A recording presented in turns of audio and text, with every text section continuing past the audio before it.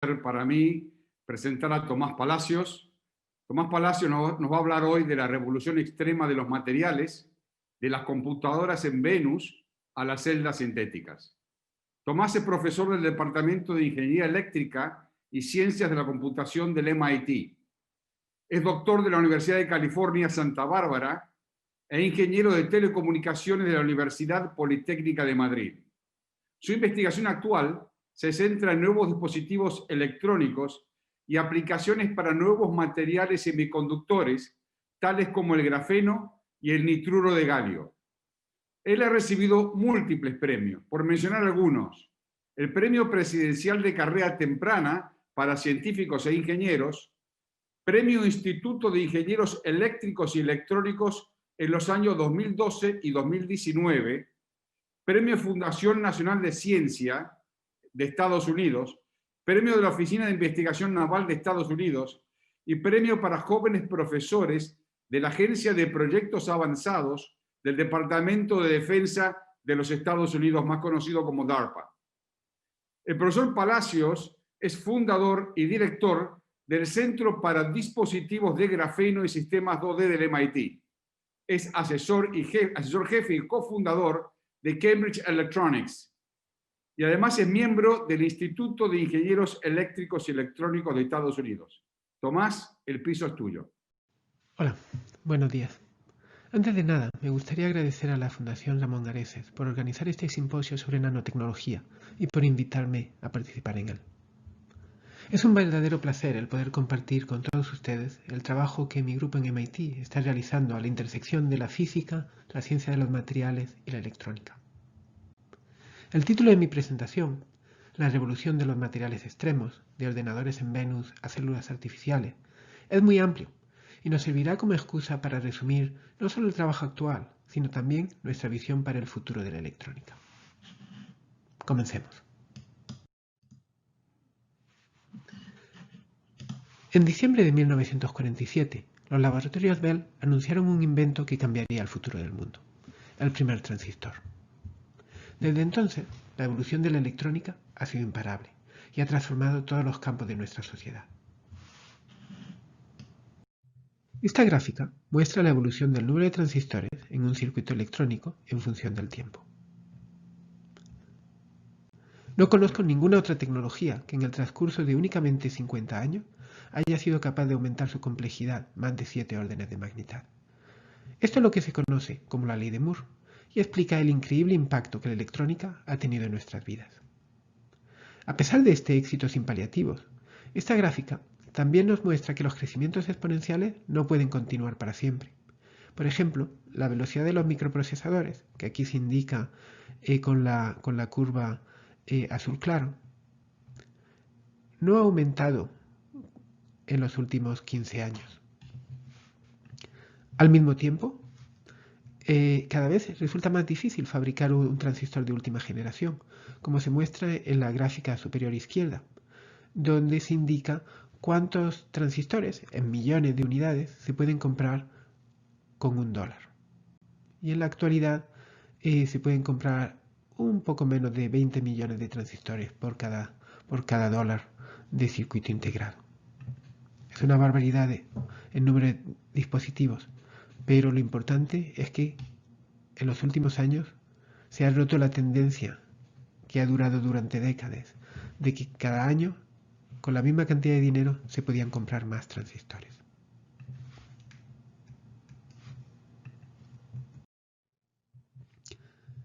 La electrónica tradicional, cuyo crecimiento imparable es responsable en buena medida de gran parte del mundo que nos rodea, se enfrenta actualmente al menos a 5 grandes limitaciones o barreras para continuar mejorando. La primera es que el coste de las fábricas donde se obtienen estos semiconductores y transistores ha aumentado considerablemente, de manera exponencial, con el paso del tiempo. Hoy en día, el coste de una fábrica de semiconductores, una única fábrica, se acerca a los 7.000 millones de euros. Y eso es insostenible. La segunda gran barrera está relacionada con el tamaño físico de los transistores, que actualmente se acerca rápidamente al tamaño de los átomos. La tercera limitación con la que se enfrenta la electrónica es que actualmente somos capaces de reducir el tamaño de los dispositivos electrónicos. Sin embargo, sus prestaciones no mejoran al ritmo esperado. Aunque reducimos su tamaño, las prestaciones no mejoran. La cuarta gran dificultad con la que se enfrenta la electrónica tradicional es que el acceso a la memoria del sistema es mucho más lento y consume más energía que el resto de las operaciones electrónicas. Por desgracia, gran parte de las aplicaciones modernas, como la inteligencia artificial, requieren un acceso constante a esta memoria del sistema. Y finalmente, como consecuencia de muchas de las limitaciones anteriores, los sistemas electrónicos cada vez consumen más electricidad y se calientan. De hecho, la cantidad de calor que se genera en un microprocesador moderno es casi idéntica a la generada en un reactor nuclear, como se puede apreciar en esta curva de la esquina inferior derecha. Con este análisis detallado de las barreras con las que se enfrenta la electrónica actual, espero haberles convencido de que algo tiene que cambiar en este motor de la sociedad moderna que es la electrónica. A pesar de todas estas dificultades, nos encontramos en la etapa más apasionante y creativa de la electrónica en los últimos 50 años. Esto es así porque por primera vez en décadas, la ley de Moore no nos dicta qué hacer. Por fin somos libres y de hecho estamos obligados a cambiar el paradigma de la electrónica. Este es precisamente uno de los objetivos de mi grupo de investigación en el MIT, el explorar nuevos paradigmas que permitan a la electrónica seguir mejorando y cambiando el mundo para mejor. Para conseguirlo, mi grupo está introduciendo nuevos materiales con propiedades extremas.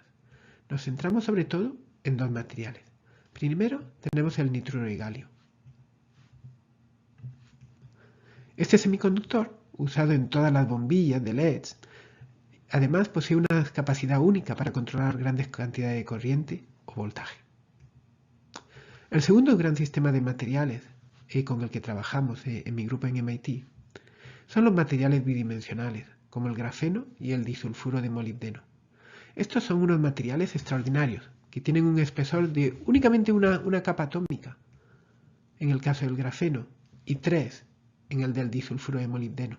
Sin embargo, aunque son los materiales más delgados y ligeros que existen, son también los más resistentes y poseen propiedades electrónicas realmente extraordinarias. Durante el resto de mi charla, voy a comentar varios ejemplos de cómo estamos utilizando estos materiales únicos para mejorar la electrónica. En concreto, me centraré en 3 aplicaciones fundamentales. Primero, cómo usarlos para mejorar las prestaciones de los chips de silicio. A continuación, comentaremos nuestro trabajo para introducir la electrónica en todos los objetos que nos rodean, lo que nosotros denominamos electrónica ubicua. Y finalmente, describiré un nuevo tipo de electrónica que se aproxima al tamaño de las células biológicas.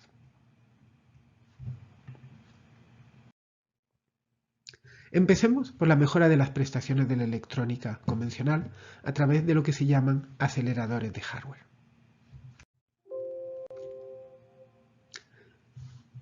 Es imposible competir con la electrónica de silicio en términos de complejidad, ya que se beneficia de muchas décadas de trabajo y mejoras. Sin embargo, la ventaja de los materiales extremos con los que hemos trabajado es que no necesitan sustituir al silicio para tener éxito.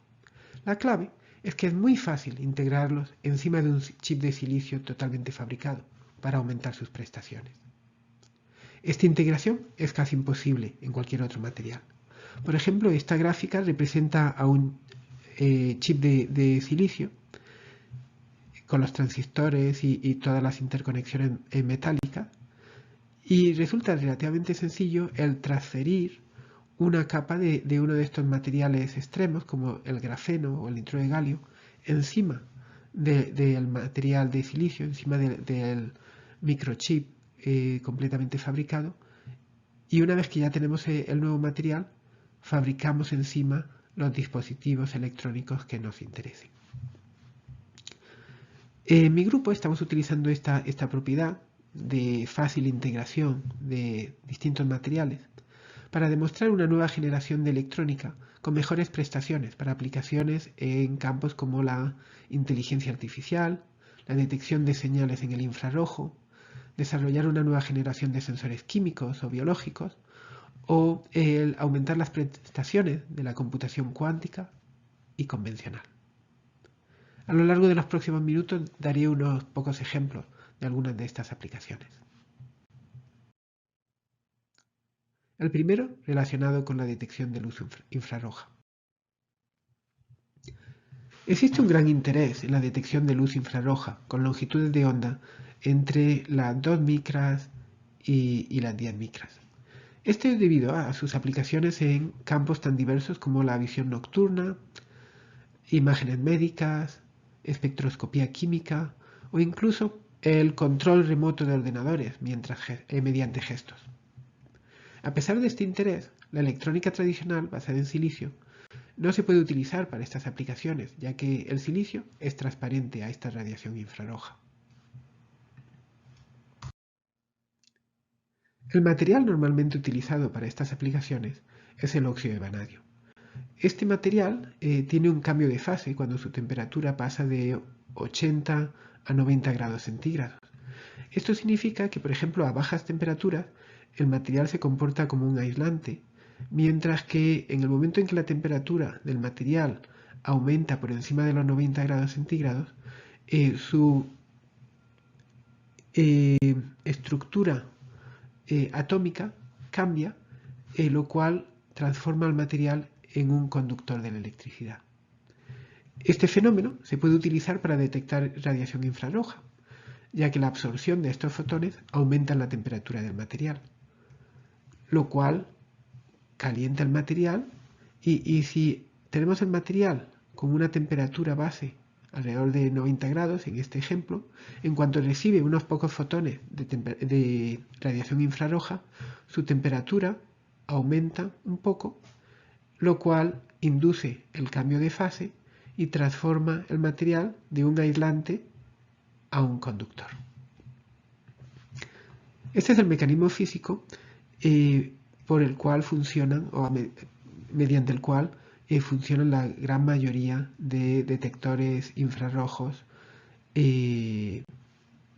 a temperatura ambiente. Este cambio y la sensibilidad a los fotones infrarrojos se suele caracterizar con un parámetro llamado TCR, que en el caso de vanadio bauxite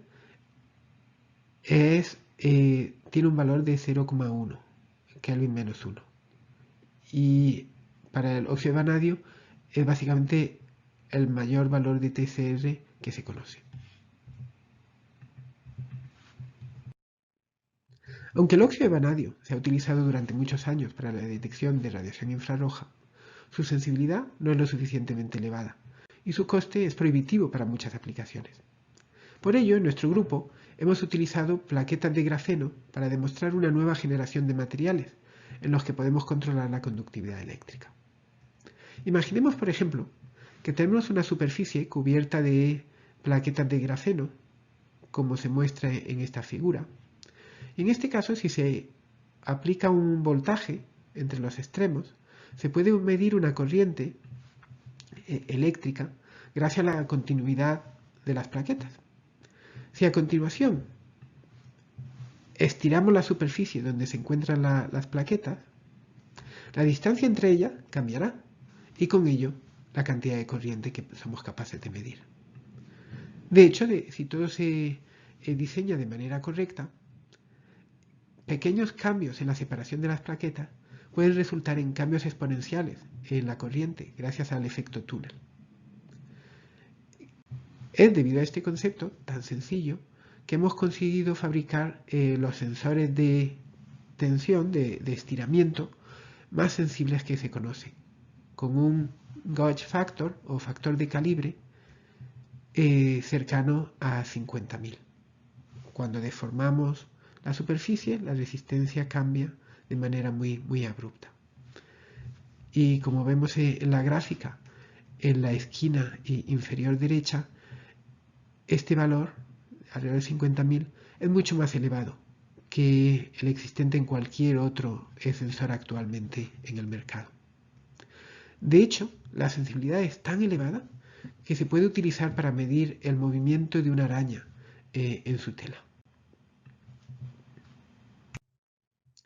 Sin embargo, no estamos interesados en arañas, sino en detectores de radiación infrarroja. ¿Cómo lo conseguimos? La clave para convertir nuestro detector de movimiento de arañas en un detector infrarrojo es colocarlo encima de un material con un coeficiente de expansión térmica elevada. De esta manera, cuando los fotones de infrarrojo aumenten la temperatura del material, este cambia de tamaño variando la tensión en el sensor, lo cual produce cambios exponenciales en la conductividad eléctrica del grafeno.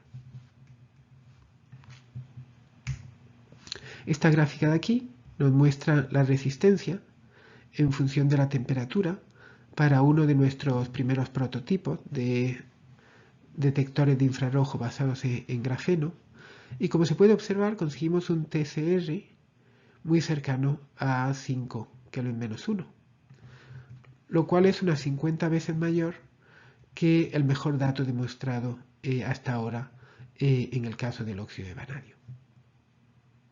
Así pues, tenemos unos sensores terriblemente buenos para la detección de luz infrarroja. En mi grupo no nos limitamos únicamente al desarrollo de nuevos dispositivos electrónicos, sino que intentamos también demostrar el sistema completo. Como ya comenté, una de las ventajas del grafeno es que se podía integrar fácilmente con chips de silicio. Y esto es precisamente lo que hemos conseguido en el chip que se muestra aquí en la imagen. Esta es una fotografía de un chip de silicio donde cada cuadradito marrón o píxel es un sensor de infrarrojo hecho de grafeno. Cada uno de estos sensores está conectado a la electrónica de silicio con objeto de poder leer la corriente generada en estos sensores. Aquí tenemos una imagen de más detalle de uno de los sensores de grafeno, y en este caso tenemos 80 por 60 píxeles, y en la esquina superior derecha tenemos una imagen del logotipo de MIT medido a 10 micras de radiación infrarroja para demostrar que la cámara funciona. La integración de un gran número de dispositivos de grafeno para mejorar las prestaciones de la electrónica de silicio no se limita a las cámaras de infrarrojo. Tenemos un proyecto bastante importante en mi grupo para el desarrollo de sensores químicos y biológicos, donde, de la misma manera que hicimos en el caso de la cámara de infrarrojo, transferimos una capa atómica de grafeno sobre, en este caso, un sustrato de vidrio,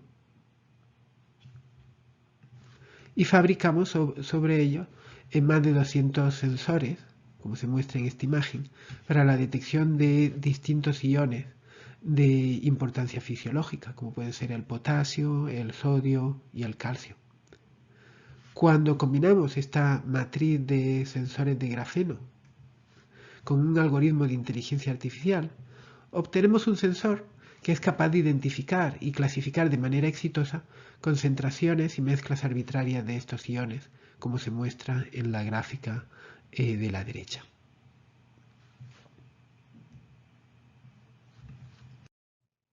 En la actualidad estamos adoptando este sensor químico para la detección de coronavirus en el aliento de personas asintomáticas. Confiamos tener un primer prototipo de este sistema antes de fin de año, del 2020.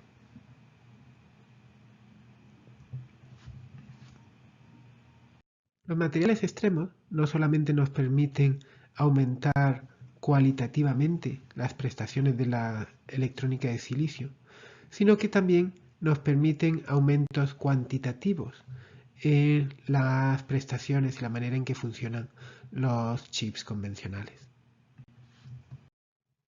Por ejemplo, uno de los grandes problemas de los microprocesadores actuales es que para reducir su consumo energético necesitan que el voltaje sea muy bajo, lo cual implica un consumo de corriente muy elevado que origina numerosos problemas. La solución es copiar el sistema de distribución eléctrica de la red eléctrica e implementarlo dentro del chip de silicio, donde la potencia eléctrica, la energía eléctrica, es introducida a altos voltajes, relativamente altos voltajes de 12 voltios, se distribuye con un alto voltaje y baja corriente, y luego, de manera local, se convierte al voltaje que se necesita para realizar la lógica y otras funciones electrónicas.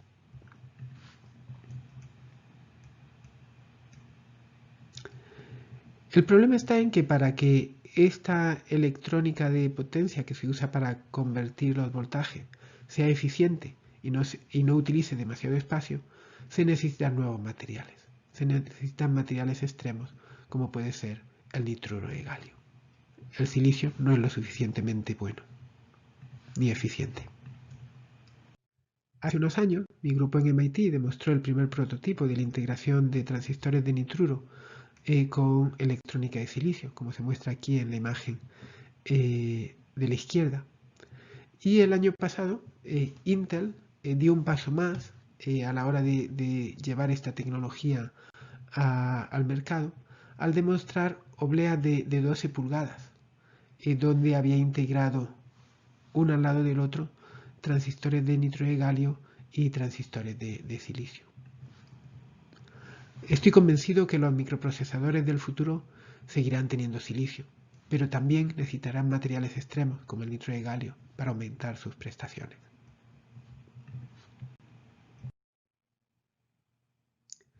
Durante muchos años, los diseñadores de circuitos electrónicos se han quejado de que los transistores de nitruro de galio solamente permiten el paso de corriente eléctrica basada en electrones. Aunque esto es suficiente para circuitos sencillos, circuitos más complicados, como un microprocesador, necesitan electrónica CMOS. Recientemente hemos demostrado los primeros circuitos integrados basados en nitruro de galio, donde tenemos electrónica CMOS. Para ello se necesitan dos tipos de transistores diferentes. Uno tipo N, o donde la electricidad se conduce a través de electrones, y un segundo tipo de transistor, o tipo P, donde la electricidad, la corriente eléctrica, es transportada por huecos.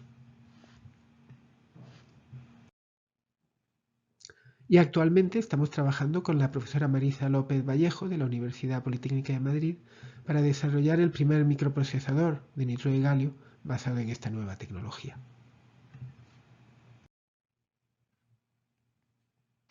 Una de las ventajas de estos circuitos y de este futuro microprocesador es que puede funcionar a temperaturas elevadas.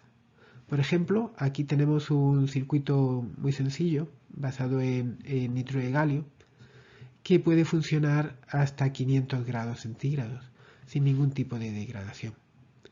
Si este circuito estuviera hecho de silicio, dejaría de funcionar a los 200 grados.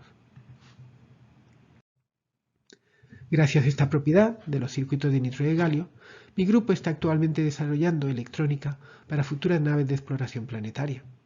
Por ejemplo, para Venus, donde la temperatura ambiente es de más de 500 grados centígrados. En un futuro yo creo que las naves que explorarán Venus tendrán nitruro de galio en su interior. Otro ejemplo, mucho más cercano a la Tierra, estos circuitos también se están investigando para su uso en futuros aviones hipersónicos, donde la temperatura puede exceder los 800 grados centígrados.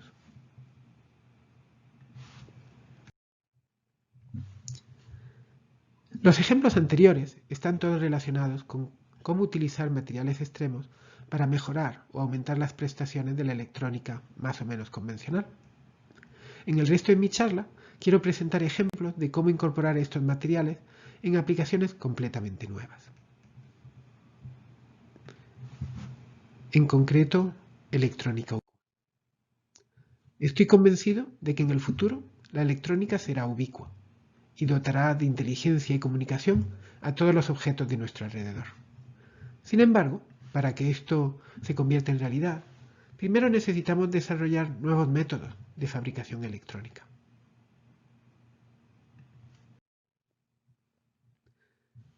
Una de las técnicas preferidas en la actualidad para la fabricación de objetos complejos es el uso de impresoras 3D. El problema es que estas impresoras típicamente solo son capaces de imprimir o fabricar objetos basados en materiales como el plástico o el metal, que tienen una gran utilidad estructural, pero son totalmente inútiles para la electrónica. En mi grupo hemos modificado una de estas impresoras para que, además de poder imprimir materiales convencionales, sea capaz de imprimir circuitos electrónicos basados en grafeno. Por ejemplo, aquí tenemos un prototipo de dron hecho en colaboración con la NASA. Los brazos del fuselaje de este dron han sido impresos mediante una impresora 3D que permite el uso no solamente de plástico, como cualquier otra impresora 3D, sino también la impresión de grafeno. Con lo que hemos sido capaces de incorporar sensores de estiramiento, de tensión, en el fuselaje del dron. Están aquí, en este brazo. De esta manera, cuando operamos el dron, somos capaces de medir las deformaciones en el fuselaje a tiempo real. Esto gracias a la electrónica de grafeno incorporada en el fuselaje.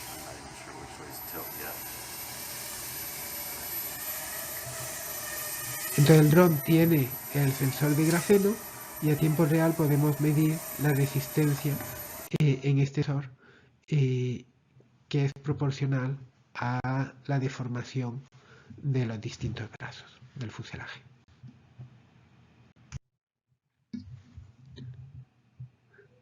Como indiqué anteriormente, uno de nuestros objetivos es incorporar electrónica en todos los objetos que nos rodean. Esto incluye trajes, vestidos y telas de todo tipo. Para ello, necesitamos desarrollar nuevos métodos de fabricación electrónica.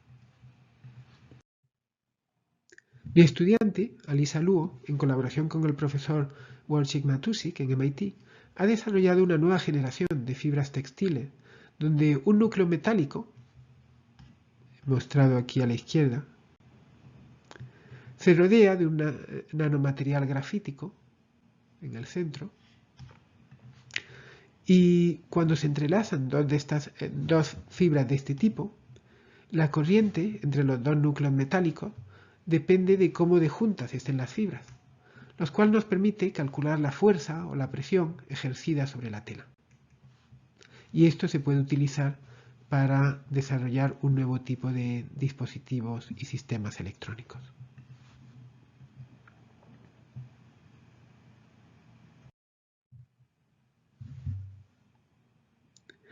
Una vez fabricadas las fibras electrónicas, podemos empezar a tejer y obtener las telas que sean necesarias para nuestros tejidos. Nunca imaginé que aprendería a tejer gracias a mis investigaciones en MIT. Por supuesto, el proceso de fabricar prendas textiles está ya totalmente automatizado y en unos minutos podemos fabricar una nueva generación de dispositivos electrónicos. Dispositivos que se parecen muy poco a los microchips de silicio a los que estamos habituados.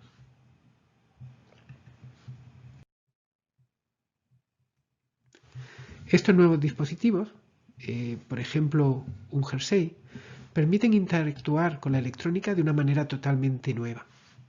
Cuando se conecta este jersey con sensores incluidos a una red neuronal, podemos utilizar la inteligencia artificial para predecir qué está ocurriendo a nuestro alrededor en base a las señales eléctricas que el jersey es capaz de captar. Creo que estos nuevos dispositivos resumen bien nuestro objetivo, encontrar maneras para que la electrónica sea totalmente ubicua. De esta manera, la frontera entre el ordenador y el mundo que nos rodea se vuelve cada vez más difusa.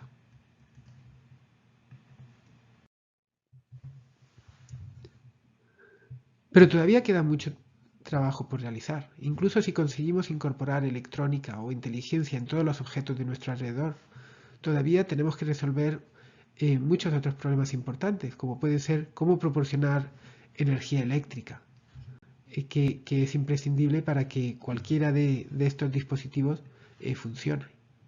Y por supuesto lo que no vamos a hacer es conectar todos estos objetos a la red eléctrica. Queremos que sean autónomos. Este es un problema muy interesante en el que hemos estado colaborando con el profesor Jesús Grajal de la Universidad Politécnica de Madrid. Necesitamos una fuente energética que esté siempre funcionando y que pueda ser utilizada por todo tipo de sistemas electrónicos.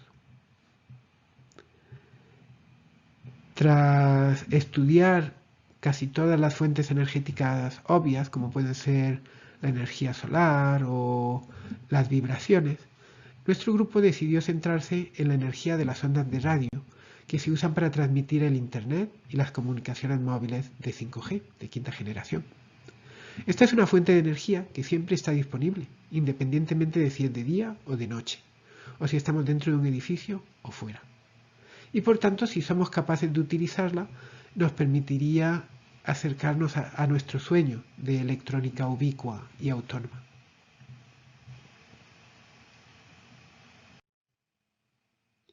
Pero para ser capaces de aprovechar esta energía, hay que desarrollar un nuevo tipo de circuito electrónico llamado rectena.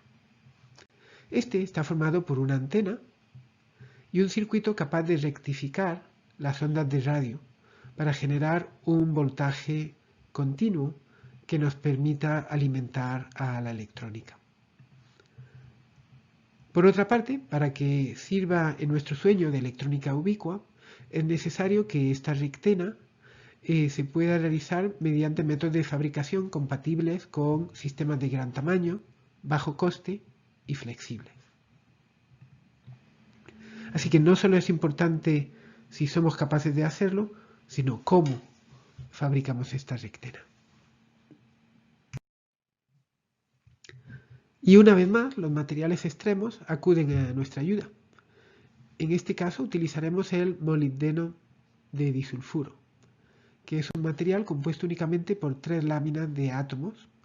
Es extremadamente flexible y ligero y tiene unas propiedades electrónicas extraordinarias. Estas propiedades permiten que el disulfuro de molibdeno, por ejemplo, se comporte o bien como un semiconductor, como el silicio, o como un metal, dependiendo de cómo se haya tratado químicamente su superficie. Esta propiedad nos permite fabricar rectenas de muy altas prestaciones y bajo coste, de una manera muy sencilla. Simplemente necesitamos cubrir el disulfuro de molibdeno. Lo cubrimos parcialmente con una capa metálica, lo que aquí denominamos un metal Schottky, y exponerlo a un tratamiento químico que intercala litio en la estructura atómica del disulfuro de molibdeno. De esta manera se consigue un dispositivo capaz de rectificar las señales eléctricas de manera muy eficiente, gracias a esta unión entre el disulfuro de molibdeno de carácter semiconductor y el disulfuro de molibdeno metálico.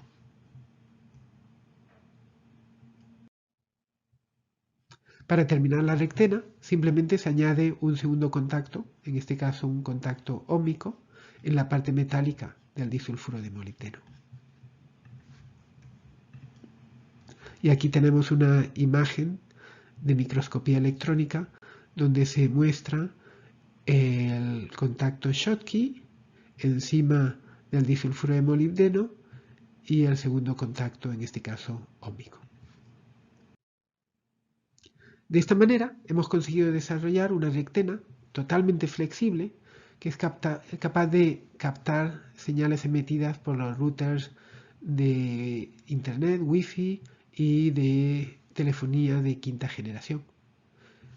Captan esas señales, las rectifican y las utilizan para alimentar una gran variedad de circuitos electrónicos.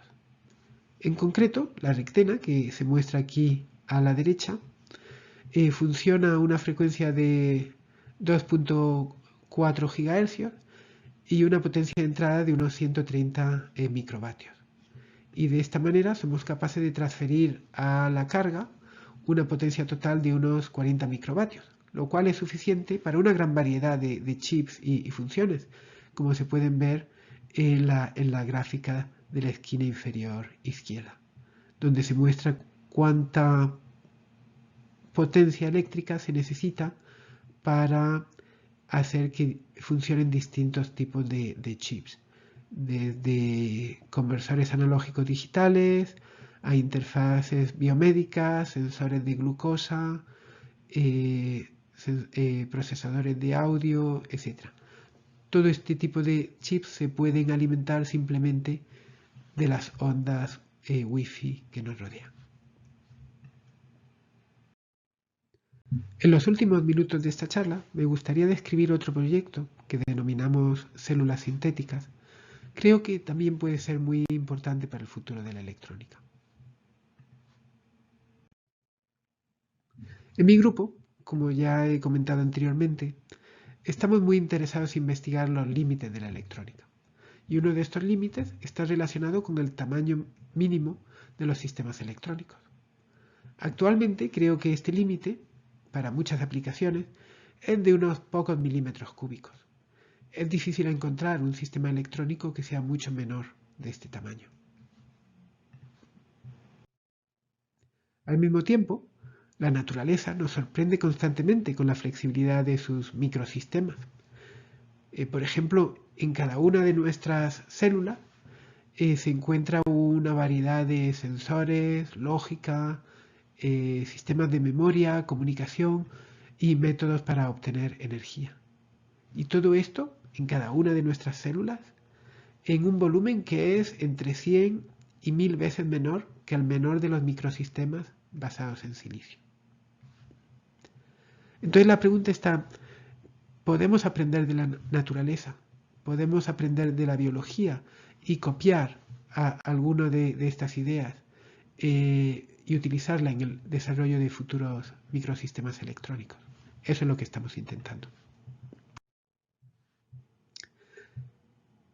Para ello, y para intentar paliar la gran diferencia existente actualmente entre el tamaño y las prestaciones de los sistemas electrónicos y los sistemas biológicos, especialmente las células, mi grupo ha estado trabajando durante los últimos años en el desarrollo de una nueva generación de microsistemas electrónicos que tengan el tamaño de células biológicas.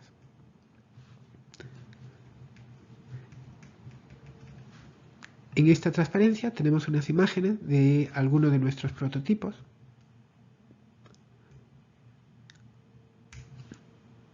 Aquí lo tenemos. Este es un microsistema electrónico de unas 50 micras de diámetro. De hecho, creo que es uno de los microsistemas electrónicos más pequeños que se ha fabricado nunca, si no el más pequeño.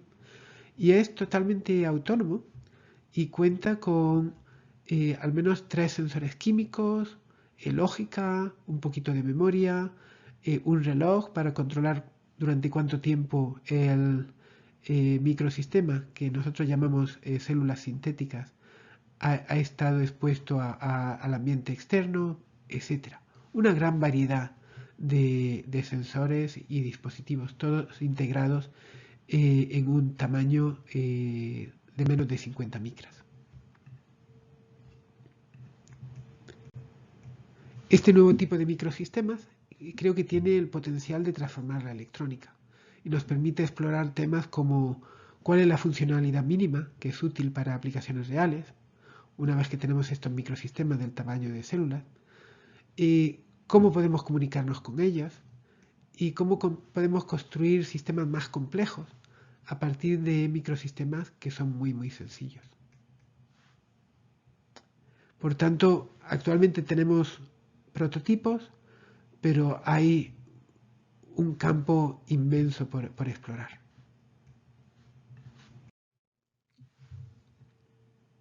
Antes de terminar, me gustaría darles más detalles acerca de las células artificiales que estamos fabricando en MIT.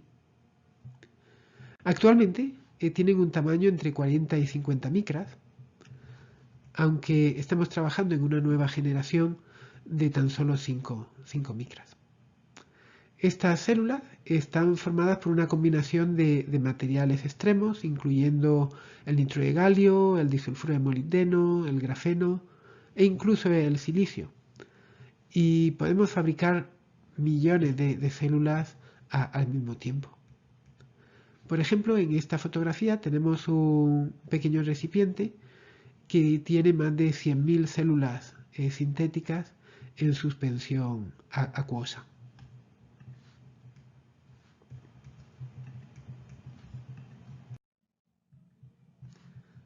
Una de las primeras aplicaciones de estas células artificiales es en el campo de los sensores químicos. Por ejemplo, aquí tenemos un microcanal en el que hemos liberado nuestras células y estas células tienen sensores químicos para detectar una sustancia denominada putrescina que se segrega en los alimentos que están en descomposición. Las células sintéticas también tienen partículas magnéticas que les permiten seguir un imán. Al mover el imán, las células lo siguen y van midiendo la composición química del microcanal. Una vez que extraemos las células, las podemos caracterizar e identificar si fueron expuestas o no a la putrescina. Y es lo que se muestra en la gráfica de la esquina inferior derecha, donde las células expuestas a putrescina muestran una señal muy superior que las células que fueron expuestas simplemente a agua. El pequeño tamaño de las células artificiales que hemos desarrollado las hace tremendamente versátiles y facilita su integración en un gran número de aplicaciones. Por ejemplo, son tan ligeras que se pueden aerolizar y flotan en el aire, básicamente tanto tiempo como sea necesario, mientras detectan compuestos químicos de interés. Al mismo tiempo, estas células artificiales o sintéticas se pueden introducir dentro de filamentos plásticos de impresora 3D, lo cual nos permite transferir estas células y esta electrónica al interior de los objetos que deseamos imprimir. También estamos utilizando células artificiales mezcladas con una matriz de polímeros para cambiar las propiedades ópticas y eléctricas de los objetos. Y por último, en un futuro todavía lejano, estoy convencido de que estas células se introducirán también en el interior del cuerpo humano para ayudarnos a diagnosticar de manera precoz y tratar un sinfín de enfermedades. En definitiva, creo que esta nueva generación de microsistemas electrónicos abre un gran número de oportunidades para la electrónica del futuro. Por supuesto, queda mucho camino por recorrer, pero los primeros pasos ya se están dando. Me gustaría terminar esta charla de la misma manera que empezamos, recordando que nos encontramos en la época más apasionante de la historia de la electrónica. La confluencia de nuevos materiales extremos, como el nitro de galio, el grafeno o el disulfuro de molibdeno, con nuevos dispositivos de propiedades físicas extraordinarias, nos abre un vasto campo de nuevas aplicaciones destinadas a cambiar el paradigma de la electrónica. En esta charla he descrito 3 campos que creo que van a ser especialmente fructíferos en los próximos años. El primero, la integración de nuevos materiales con el silicio para mejorar sus prestaciones. El segundo, relacionado con el desarrollo de electrónica ubicua, que se puede incorporar a todos los objetos que nos rodean. Y finalmente, una nueva generación de sistemas electrónicos, cuyo tamaño, casi de nivel celular, abre un campo totalmente inexplorado para la ciencia y la ingeniería. Estos son solo 3 ejemplos de los muchos que nos va a deparar la electrónica del futuro. Los próximos años van a ser en definitiva apasionantes, y la revolución de los materiales extremos no ha hecho más que comenzar.